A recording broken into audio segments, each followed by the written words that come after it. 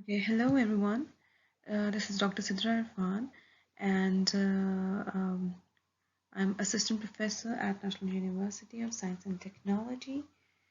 And I am very thankful to the organizer of the International Conference on Research in Life Sciences and Healthcare, who invited me as a keynote speaker to share my um, experiences and also to share the knowledge on mental health and research and risk and protective factor.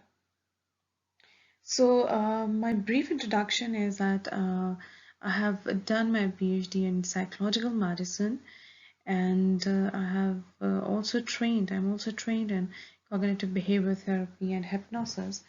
And apart from that, I am currently working as an academician and also as an assistant professor and as a researcher at National University of Science and Technology.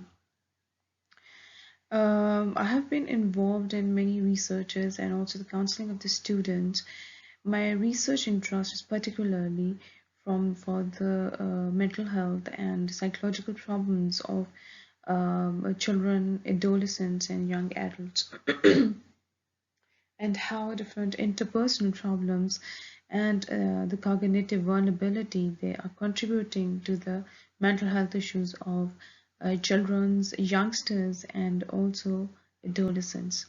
So this is my brief introduction, and today I'm discussing about the main concept of mental health and how the mental health definition is evolved, how it is now evolved and changed, and many new aspects there have been added in the mental health definition, and also few research how different parameters they have been researched in mental health, and also various risk and protective factors especially.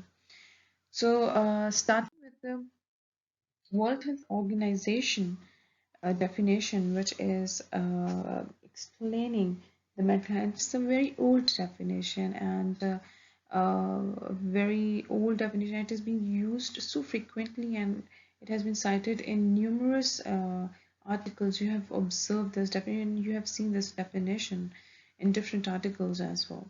So, according to that definition, it is the state of well being in which the individual realizes his or her own ability and to cope with the normal stresses of life and can work productively and fruitfully and is able to make a contribution to his or her community.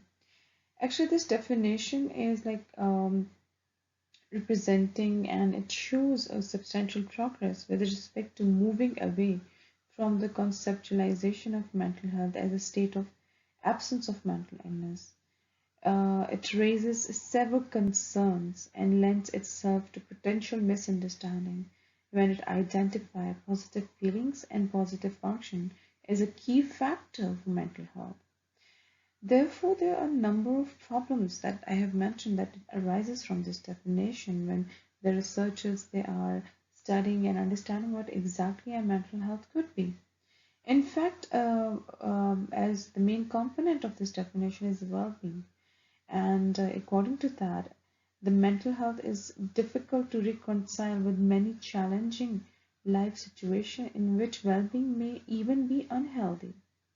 For example, most people would consider as mentally unhealthy an individual experiencing a state of well-being while killing several persons during a war action, and would regard as healthy a person feeling desperate after being fired from his or her job in a situation in which occupational opportunities they are scarce. So people in good mental health they are often sad, unwell, angry, or unhappy. And this is part of fully lived life for a human being. In spite of this, mental health has been often conceptualized as a purely positive effect, marked by feelings of happiness and sense of mastery over the environment. So that is some of the concerns related to mental health definition proposed by World Health Organization and it has been cited so many times. Now, the component of mental health and well-being which is being mentioned by World Health Organization is mostly like positive emotion and positive functioning. The first well-being is emotional well-being, which is psychological well-being and social well-being. The other one is emotional well-being, which include happiness, interest in life, and satisfaction. Psychological well-being includes liking most part of one's personality, being good at managing the responsibility of daily life, having good relationships with others, and being satisfied with one's own life. On the other hand, the last one is social well-being, which refers to positive functionings, and it involves having something to contribute to society, feeling part of community, believing that society is becoming a better place for all people. So these are some of the definition.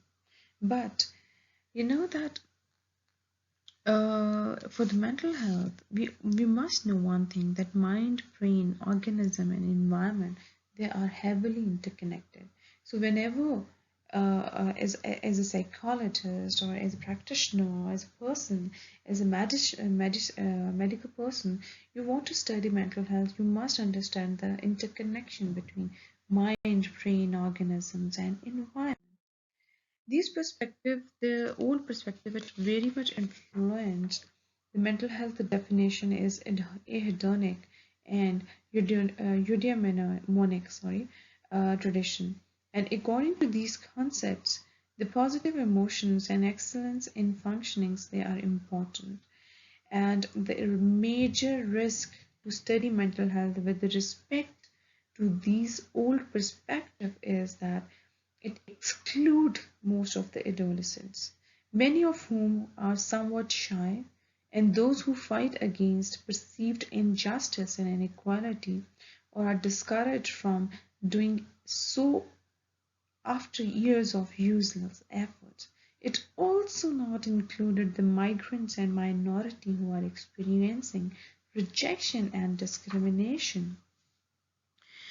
Other than this, the concept of positive function is like it also translated by several definitions and theories about mental health into the ability to work productively. And it may lead toward the wrong conclusion that an individual and an age or in a physical condition preventing him or her from working productively is not by the definition in good mental health.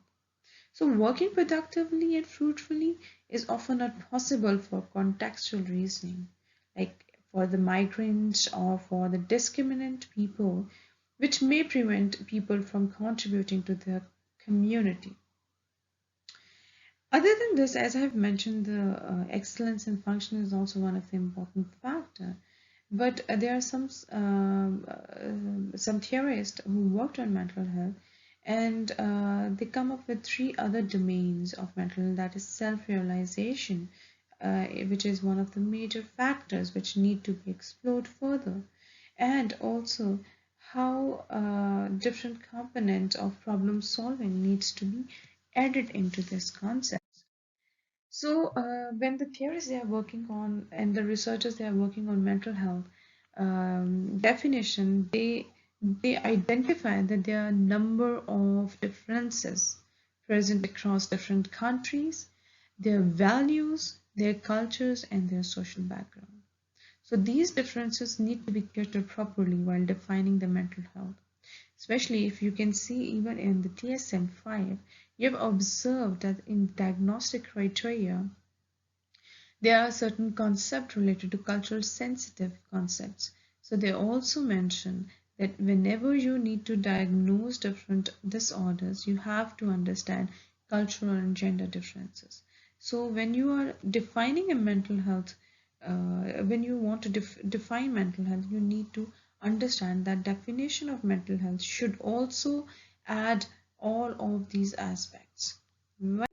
So, the new definition, especially the pioneer work done by different theories, especially the Galdracy and their colleagues, they come up with this definition of mental health, which is, according to them, the mental health is a dynamic state of internal equilibrium which enable individuals to use their abilities in harmony with universal values of society, basic cognitive and social skills, its ability to recognize, express, and modulate one's own emotions, as well as empathize with others. Flexibilities and ability to cope with adverse life events and function in social roles, and harmonies relationship between body and mind represent important components of mental health which contribute to varying degree to the state of internal equilibrium. So you can see from this definition that it talks about more about the internal equilibrium and how the internal and external world they are contributing toward the mental health of an individual. So this is the new definition, the new perspective of looking at the mental health. And when you read it properly and discuss and read the whole concept properly, the article of that mental health definition, you came to know that it covers most of the concepts which were not being covered by the previous definition of mental health. So now we come up from this mental health definition, as I've discussed that there are different developmental stages and that need to be understood properly. Now I'll discuss about some of the researches that have been conducted on mental health.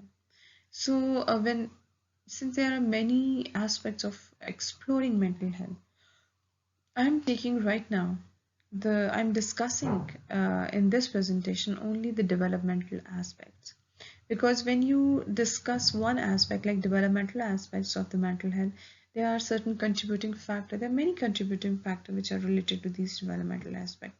For example, with children, as previously the children mental health was not considered as a mental health issue, but now there are various neurodevelopmental disorders which are being recognized as one of the important factor, one of the important contributor in children mental health, and if it is not cured properly at this stage, they may contribute towards the development of major psychological problem in the adolescence and then in the adulthood. So every stage, like children, adolescents, adult, and old age, every stage have different researches that have been conducted. And according to the recent researches, they recommend that if you want to understand the course of development of mental health or mental illness, it is important that you need to understand how it is being started, how the mental health or psychological problem is being started, where is the triggering point.